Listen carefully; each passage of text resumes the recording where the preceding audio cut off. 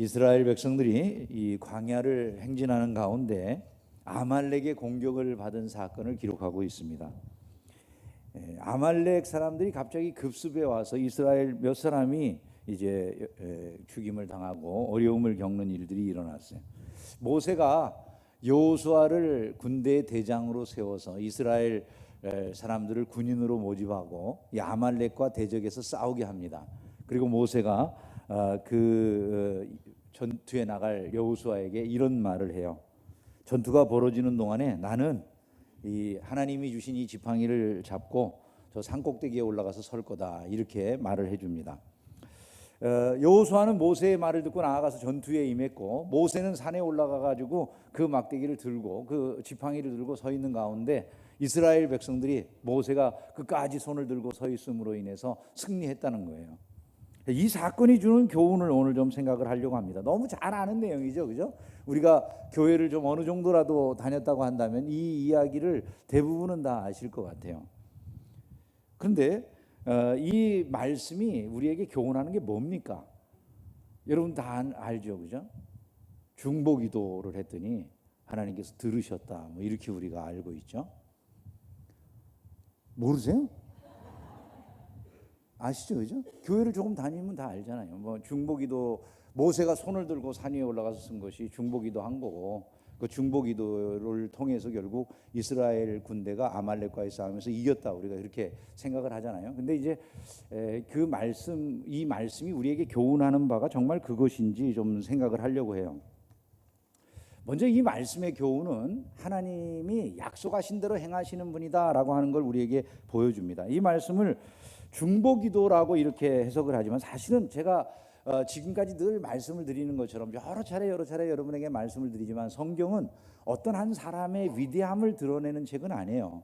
사람의 위인전이 아니에요. 우리가 모세가 이런 일을 했다 저런 일을 했다는 걸 성경이 우리에게 전하려고 하는 게 근본 목적이 아니에요. 항상 성경이 전하고자 하는 것은 하나님이 어떤 분이신가, 하나님의 자기 계시라고 그러잖아요. 성경이 하나님의 자기 계시이기 때문에 우리는 이 말씀을 보면서 하나님이 어떤 분인가를 먼저 생각하려고 해야 돼요. 근데 우리가 자꾸 생각하다 보면 이상하게 모세를 주로 생각하게 되죠. 모세가 손을 들면 이기고 모세가 손을 내리면 졌어요. 그걸 가지고서 그래, 모세의 중보기도가 중요한 거야. 그게 어디까지 확산이 되냐면 교회에서 목사님들의 중보기도가 중요하다는 거죠. 목사님들의 중보기도가 중요하고, 목사님들이 힘이 약해질 때는 항상 아론과 훌처럼 곁에서 성도들이 같이 보조적으로 기도를 열심히 해야 된다. 모세의 중보적인 위치는요, 우리 목회자들하고 비견할 수 있는 건 아니에요. 우리가 신약 시대의 중보자는 오직 한 분이세요. 누구만 중보자예요? 예수님만 중보자세요. 구약에서 우리가 이스라엘 백성들과 하나님 사이에서 중보하는 분들이 있어요. 그들이 누구예요? 선지자라든지 제사장이라든지 이런 분들은 중보자예요. 그러면 선지자나 제사장의 위치라고 하는 것이 신약 시대에 와가지고는 목회자에게 대비되는 게 아니라 누구하고 대비돼야 돼요? 예수님과 대비가 돼야 되는 거예요. 그러니까 이 모세가 그 중보자로서의 역할을 하고 있는 것은 목회자들에게 갖다가 적용되어져서는 안 되는 부분인 거죠. 한번 생각을 해보세요. 모세는 하나님의 말씀을 직접 받아서 말씀한 분이죠, 그죠? 그러니까 그가 한 말은 적으니까 성경이 됐어요. 오늘날 목사님들이 나 하나님의 말씀 들었어요, 그리고 내가 가서 적은 책을 갖다가 여러분에게 자, 이거 하나님 말씀입니다, 그러면 그게 하나님 말씀으로 읽어야 될 말씀입니까? 아닙니까? 만약에 어느 목사님이 이거 성경하고 똑같은 권위의 하나님 말씀이에요, 내가 하나님 말씀 들었어요, 그리고 여러분에게 갖다가 이야기한다면 그를 우리가 누구라고 그러죠? 이단이라고 그러면 이단이라고 그래요. 왜 그러면 그걸 이단이라고 그러죠? 아니, 그도 하나님 말씀 들었다는데 왜 이단이라고 그래요? 우리는 완성된 계시를 이미 가지고 있기 때문에 더 이상의 계시가 없다는 거예요. 완성된 계시가 뭐예요? 성경이잖아요. 근데 그 성경을 왜 완성된 계시라고 그래요? 예수님이 오셨기 때문에 그래요. 예수님은 말씀 자체가 통으로 오신 거예요. 그러니까 더 이상의 말씀이 필요해요? 필요하지 않아요? 필요하지 않아요. 예수님은 말씀 자체가 와버리신 거예요. 그렇기 때문에 우리는 예수님을 믿고 따라가는, 그분이 곧 길이요 진리요 생명이고 모든 것인 거예요. 그래서 이제 더 이상의 계시가 필요가 없는 거예요. 아니 사람들이 더 계시가 있어야 된다 그러면 예수님 아닌 다른 자가 와야 된다는 얘기할 때만 그게 필요한 거예요.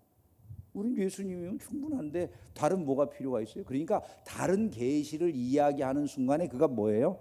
이단이에요. 오늘날 목사님들이 할 수 있는 일은 계시를 받아가지고 백성들에게 직접적으로 전해주고 이게 하나님의 말씀입니다라고 말할 수 있는 사람들처럼 말하는 게 아니라 이미 완성된 계시를 풀어주는 교사들인 거예요. 교사.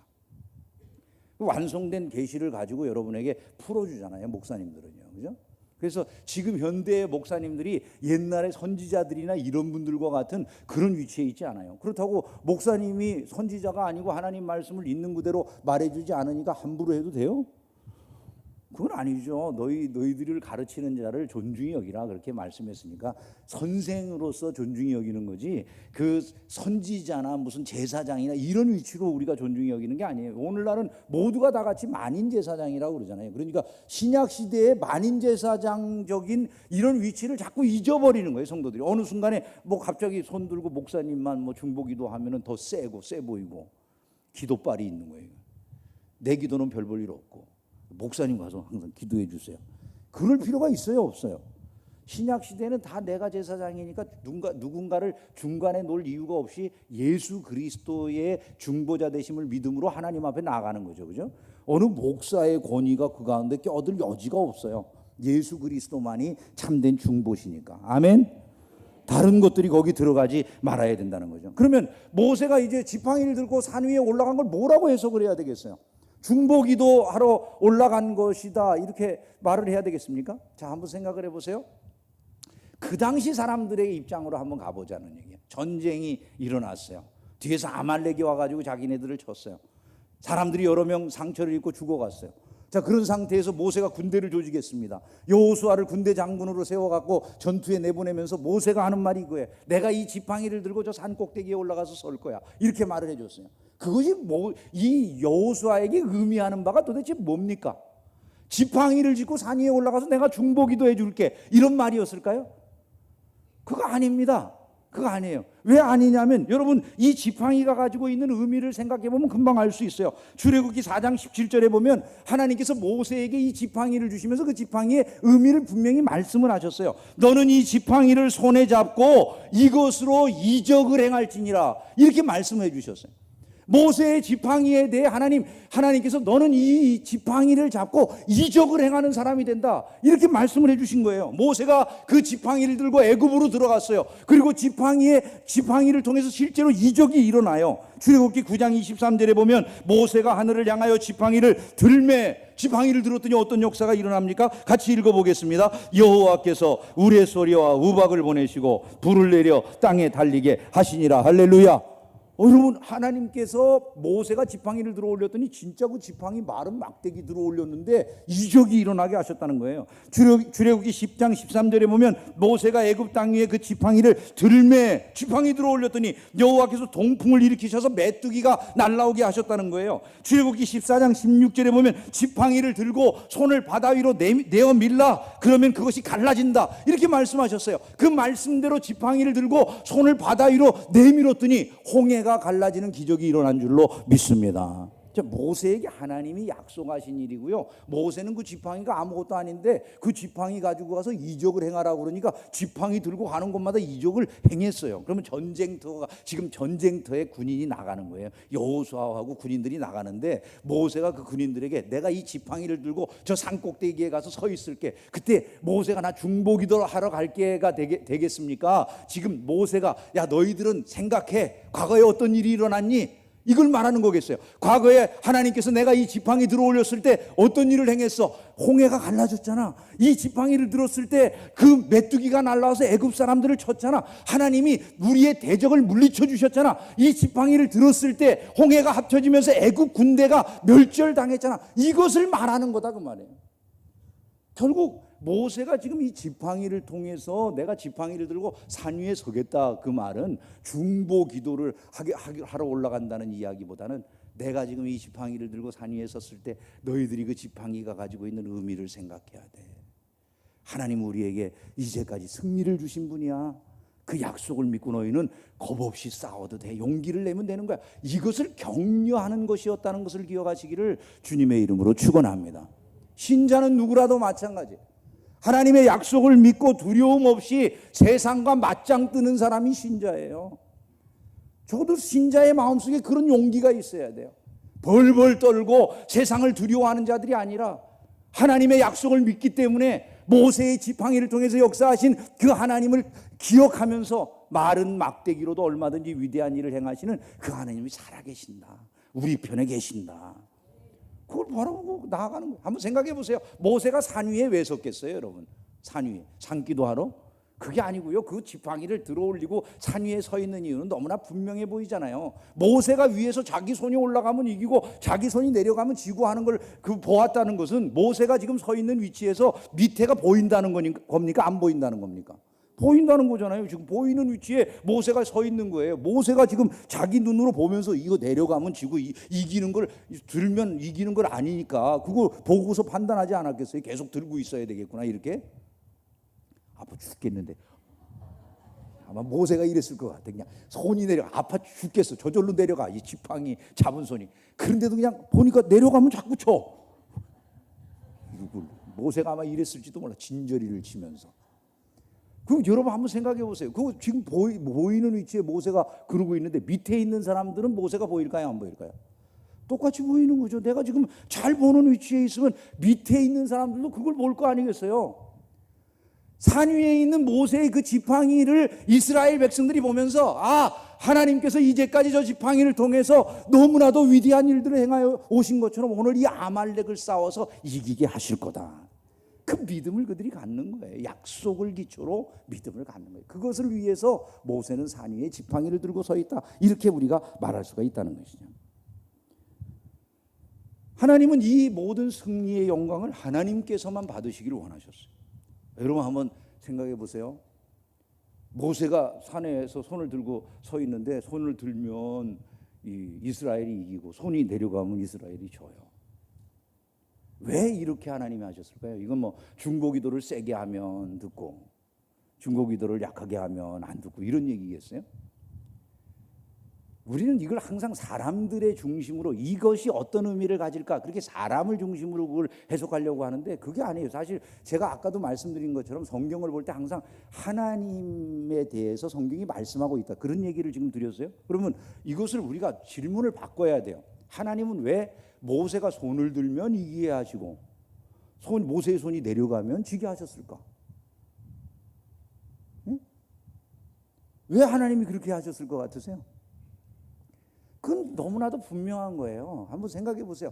여러분, 아니 위에서 보니까요. 자기 손이 올라가면 이기고 자기 손이 내려가면 져요. 이거 자기 손의 작용이라고 생각할 사람은 없어요. 지금 하나님이 역사하시는데 하나님이 이 일을 통해서 보여주시는 건 아래에서 지금 전투가 벌어져요. 산 아래에서 싸움이 벌어져요. 여호수아와 그 군대가 싸우는 거예요. 그들은 아마 자기네들이 가지고 있는 최선의 힘을 다해서 용기를 다해서 재능을 다해서 모든 이 무력을 동원해서 싸우고 있을 거예요. 그런데 이 손이 올라가면 이기고 손이 내려가면 지는 이것을 통해 가지고 하나님이 지금 보여주시는 것은 밑에서 아무리 별의별 재능을 갖고 능력을 가지고 힘을 가지고 있다 할지라도 실제 전투는 지금 어디서 일어나고 있다는 걸 보여주시는 거예요. 산 꼭대기에서 지금 일어나고 있다는 거예요. 즉 이 전쟁을 주관하고 있는 것이 아래에서 싸우는 사람들의 힘에 달린 게 아니라는 거예요. 그들의 용기나 그들의 재주에 달려 있는 게 아니라는 거예요. 오직 이 들려진 이 지팡이 즉 하나님께서 이 일을 하고 계신다라고 하는 것을 보여주는 거란 말이죠. 결국 우리가 정말 이것이 하나님의 일이었다라고 생각을 한다면 그 다음에 자기를 자랑할 것이 있겠습니까? 없겠습니까? 없겠죠. 하나님만 높이게 될 수밖에 없는 거예요. 하나님은 그 일의 증인을 두 사람이나 세우셨어요. 아론과 훌이 그 일의 증인인 거예요. 아론과 훌, 아니 전쟁터에 나가 있는 여호수아나 그 이스라엘 군인들이 모세의 손이 올라가면 이기고 모세의 손이 가면 지고 그런 걸 쳐다볼 한가할 여유가 있을까요? 없을까요? 없겠죠. 전쟁 중인 사람들이 그거 쳐다보고서 손이 올라가면 이겼네, 손이 내려가니까 졌네 이런 걸 판단할 틈이 있겠습니까? 그게 아니라 이 아론과 훌이 옆에서 보고 하는 거예요. 같이 산 아래에서 일어나는 전쟁의 모습을 보고 있는데 그 산 아래에서 모세의 손이 가만히 점점 내려가면 이스라엘이 지는 거예요. 모세가 봐도 그러고 아론과 훌이 봐도 그래요. 아니 다 같이 보고 있는데 이런 상황을 도무지 안 되겠으니까 아론과 훌이 돌을 갖다가 앉혀놓고 돌을 갖다가 모세를 그 위에 앉히고 옆에서 손을 들어 올려요. 한번 생각을 해보세요. 그게 모세가 지금 내 뒤에 돌 갖다가 앉히거나 손 들어달라고 그런 거예요. 아론과 훌이 자발적으로 한 거예요. 성경에 보면 그거 아론과 훌이 자발적으로 한 일이에요. 모세가 시켜서 하는 일이 아니에요. 척 보니까 알겠어요. 모세의 손이 올라갔을 때는 이기는데 모세의 손이 내려가면 져요. 무엇을 말하냐면 저 산 아래의 싸움이 저 산 아래에 있는 사람들에게 달린 것이 아니다. 지금 이곳에 모세의 저 손이 들어올려진 이것에 달려있다. 즉 그가 들고 있는 이 하나님의 지팡이 여기에 이것을 통해서 이적이 일어나는구나. 그걸 그들이 보는 거예요. 그러니까 옆에서 같이 손을 맞잡고 있는 거죠. 자, 한번 생각을 해보세요. 내려왔어요. 전쟁이 끝났어요. 사람들이 우리가 이겼다라고 막 기뻐하지 않았겠습니까? 그때 아론과 훌이 무슨 얘기를 했을까요, 여러분? 여러분, 이 전쟁은요, 여러분이 아래서 싸운 싸움 때문에 이긴 게 아니에요. 위에서 여러분 모세가 손을 들고 있을 때, 그 지팡이를 든 손이 들려 있을 때 하나님이 역사하셔서 이긴 싸움이에요. 이 싸움은 하나님이 이기게 하신 겁니다. 그걸 바로 증언하는 증인들인 거예요, 이들은요. 이 사실을 모세도 깨달았기 때문에 모세가 결국 이 싸움에 대해서 이것을 기록해서 이제 계속 후대에 남기라고 하는 말씀을 들은 이 모세가 하나님 앞에 제사를 지내면서 결국 이 싸움의 이름을 뭐라고 별칭을 붙입니까? 여호와 니시라 이렇게 붙여요. 여호와 니시라고 하는 그 말이 뭔지를 우리가 다 알죠. 여호와는 나의 깃발 이런 뜻이에요. 깃발이 갖는 의미라고 하는 게, 우리는 깃발 그러면은 이 깃대를 생각합니까? 옆에 펄럭이는 걸 생각합니까? 우리는 펄럭이는 걸 생각하죠, 그죠? 깃발 할 때 여호와는 나의 깃발이라고 할 때는 이 펄럭이는 게 중심이 아니에요. 펄럭이는 게 중심이 아니라 이 전쟁을 지시하거나 이 방향을 가리키거나 하는 깃대를 중심으로 해요. 깃대를. 니시라고 하는 말이 그거예요. 니시. 그래서 이것을 가지고 무엇을 보고서 이 모세가 그런 여호와는 나의 깃발이라는 말을 했을까 하면 자기가 들고 있던 지팡이를 생각했을 거예요. 그 지팡이를 통해서 역사하시고 승리를 주신 하나님, 그분을 생각하는 것일 것임이 분명하다는 거죠. 여러분, 승리하면 사람들은 제일 먼저 거기에 깃발부터 걸어요, 그죠? 우리나라가 6.25 사변 때 막 그 북한군에게 내려갔다가 서울이 수복돼서 올라왔어요. 제일 먼저 한 일이 뭐예요? 중앙청에다가 국기부터 개항하는 거예요, 그죠? 여기가 이제 수복이 됐어. 우리가 이겼어, 전쟁에. 그걸 확신하는 거예요. 마찬가지예요. 모세가 하나님이 나의 깃발이다, 이 아말렉과의 전쟁에서 우리를 이기게 하신 분은 하나님 그분이시다라고 하는 걸 고백하는 거예요. 저와 여러분이 2019년을 살아가면서 하나님의 은혜를 이와 같이 누릴 수 있기를 주님의 이름으로 축원합니다. 한번 따라서 해봅시다. 2019년 하나님이 내 승리의 깃발이 되십니다. 믿으면 아멘 합시다. 그것을 항상 확신하면서 인생을 살아가는 거예요. 그럼 이 말씀이 오늘을 살아가는 우리들에게 교훈하는 것이 무엇인가? 첫째로 우리가 이걸 마음에 담으면 좋겠어요. 한 해를 살아가면서 아말렉의 공격을 조심해야 된다는 거예요. 아말렉의 공격을 조심해야 돼요. 아말렉이 한 일을 신명기 25장에서 모세가 이렇게 기록했어요. 너희는 애굽에서 나오는 길에 아말렉이 내게 행한 일을 기억하라. 곧 그들이 너를 길에서 만나 내가 피곤할 때에 내 뒤에 떨어진 약한 자들을 쳤고 하나님을 두려워하지 아니하였느니라. 이렇게 말씀했어요. 여러분, 신앙생활은요 영적 전투와 같아요. 구약 이스라엘은 육신적으로 싸웠지만 신약의 이스라엘인 우리는 영적 전투를 벌이는 거예요. 영적인 싸움을 우리가 늘 지금 치르고 있어요. 구약 이스라엘 백성들은 눈에 보이는 가나안 정복 전쟁을 하는 동안에 눈에 보이는 싸움을 했지만 구약은 일종의 모형이에요. 모형. 무대에서 마치 사람들이 어떤 삶을 보여주면 그 무대의 삶이 진짜는 아니지만 그 무대의 삶을 통해서 우리가 실제 삶을 생각해 보죠, 그죠? 마찬가지로 우리는 이스라엘 백성들이 보여주는 그 무대 위의 삶을 통해 가지고 신약 시대를 살아가는 성도들이 어떻게 영적 전쟁을 치르는가, 이 영적인 삶에 대해서 생각하는 거예요. 디모데후서 2장 3절부터 4절에 보면 너는 그리스도 예수의 좋은 병사가 돼야 된다, 이렇게 말씀을 합니다. 우리는 사람과 싸우는 게 아니에요. 우리의 싸움은 혈과 육에 대한 것이 아니라 정사와 권세와 이 어둠의 세상의 주관자들과 하늘에 있는 악한 영들과의 싸움이다. 이렇게 말씀을 하거든요. 그러니까 우리가 싸우는 건 전부 영혼의 싸움이에요. 영혼의 싸움을 싸워요. 우리를 악하게 하는 것들과 싸우고 우리를 시험에 들게 하는 것들과 싸우는 거예요. 근데 그 영혼의 싸움을 잘 싸워 나가기 위해서 이렇게 뭐 아말렉의 공격을 받지 않으려면 항상 깨어 있어야 돼요. 전쟁에서 승패 여부는 주로 야간에 얼마나 경계 근무를 잘 쓰느냐 이런 것이 아주 중요한 거죠. 이게 군인들이 저녁 시간에 야간 경계 근무를 쓰느라고 아주 애를 많이 쓰잖아요. 경계 근무를 잘 써야 돼. 그런 경계 근무를 하는 것과 같은 게 뭐냐 하면은 이거예요. 골로새 4장 2절에 보면 기도를 계속하고 기도에 감사함으로 깨어 있으나. 여러분 우리 성도들이 항상 기억해야 될 거 깨어 있는 건 다른 게 아니에요. 기도에 감사가 있어야 돼요. 기도에 감사함으로 깨어 있으라. 성도의 기도에 감사가 있어야 돼요. 신앙생활하면서 감사가 다 사라졌으면 이미 시험에 들어있다 이렇게 생각해도 과언이 아니에요. 아말렉의 공격은 피곤해서 뒤로 젖이는 사람들에게 나타나요. 내가 피곤할 때에 내 뒤에 떨어진 약한 자들을 쳤다 이렇게 말씀했어요.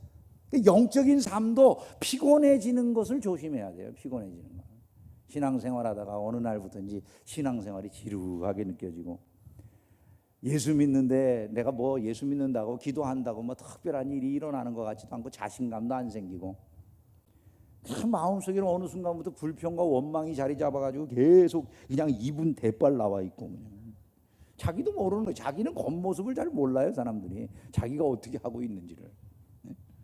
신앙생활하는데 짜증이 나고 어느 한 부분도 자발적이지 못하고 어느 순간부터 예배에 기쁨이 없고. 여러분 참 흥미롭잖아요. 이 시험이 찾아오고 신앙생활이 지금 지쳐가는 거예요. 어떻게 극복합니까? 어떻게 극복합니까? 뭐 극복하는 건 너무나 단순합니다. 성경이 우리에게 이렇게 말씀하잖아요. 오직 여호와를 앙망하는 자는 뭐를 얻는다고요? 새 힘을 얻는다고요. 하나님을 앙망하는 신자들이 되기를 주님의 이름으로 축원합니다. 앙망한다는 게 뭐예요? 그분을 바라보고 기다리고 고대하고 의지하고 그분께 가까이 나아가고 그분과 교제하고 날마다 그분으로 즐거워하는 게 앙망하는 거예요.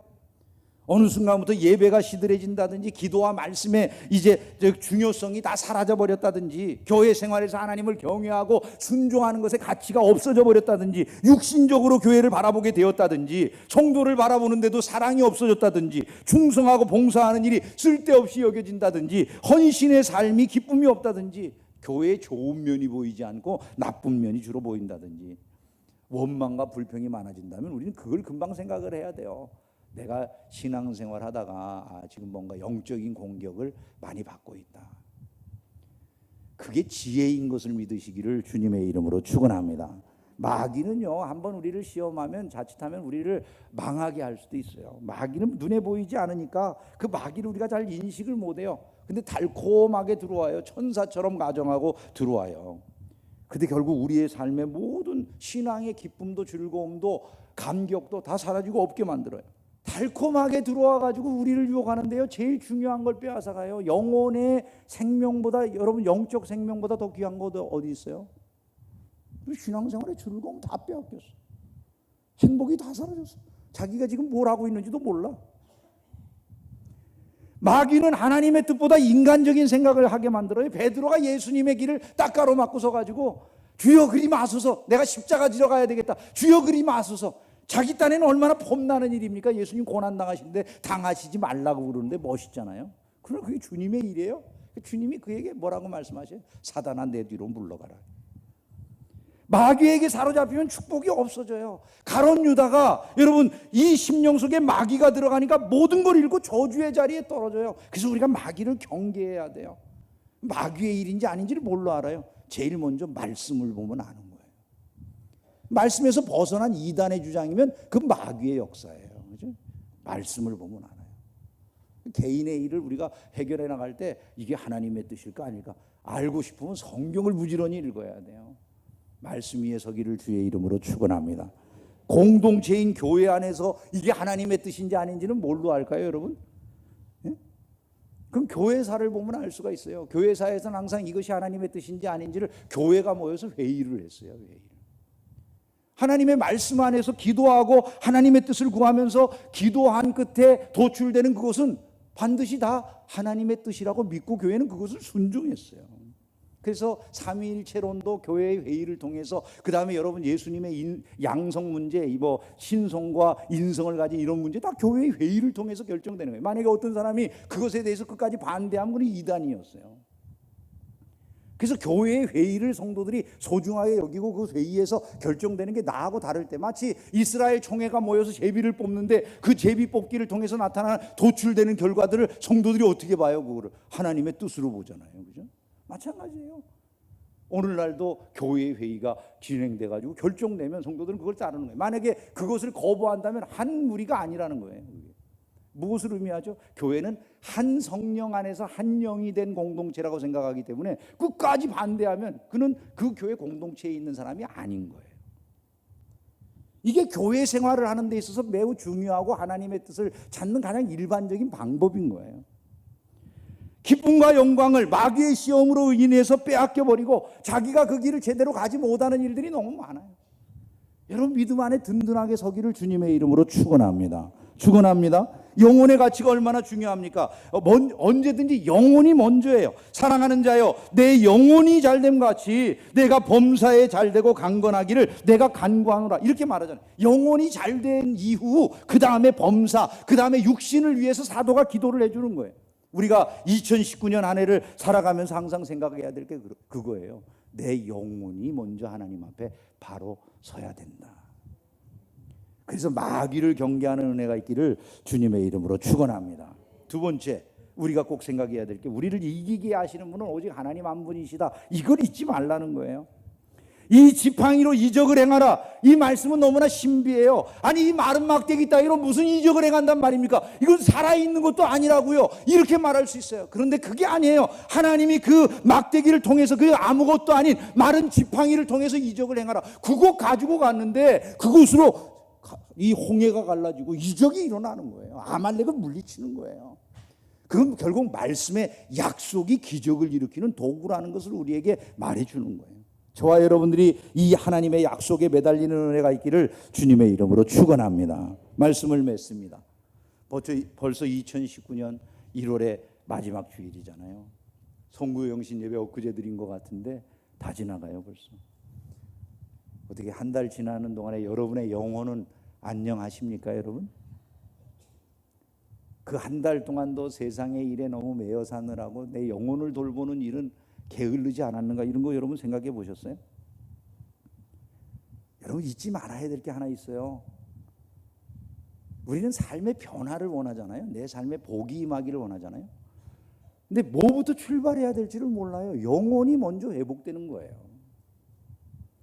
근데 영혼의 회복에는 신경 안 쓰고 세상의 싸움에만 정신없이 나가서 전투하겠다고 난리예요. 근데 그 전투가 먼저가 아니에요. 영혼의 회복이 먼저예요. 빌리그리암 목사님이 하버드 대학 총장에게 질문을 했대요. 오늘날 이 학교 학생들의 가장 큰 문제가 뭡니까? 물어봤어요. 그랬더니 그 하버드 대학 총장의 대답이에요. 이 학교 학생들이 가지고 있는 공허함이 제일 큰 문제입니다. 아니 여러분, 하버드 대학 다니는 천재들이 공허하대요. 그 총장이 학생들에 대해서 한 말이에요. 영혼이 잘 되지 못하면 세상에 별의별 게 다 잘 되는 것 같아도 별 볼 일이 없는 거예요. 허망한 거죠. 돈 많고 좋은 집에 살고 좋은 차 타고 좋은 음식 먹고 사람들이 인기 있다고 알아주면 그걸로 끝입니까 여러분? 다 공허해가지고 마약하고 난리들이잖아요. 영혼의 문제가 해결될 때 비로소 우리는 진정한 행복의 삶을 사는 줄로 믿습니다. 2019년 여호와 니시의 하나님을 바라보며 여러분의 영혼의 문제를 승리의 길로 이끌어 가시기를 주의 이름으로 축원합니다. 기도하겠습니다.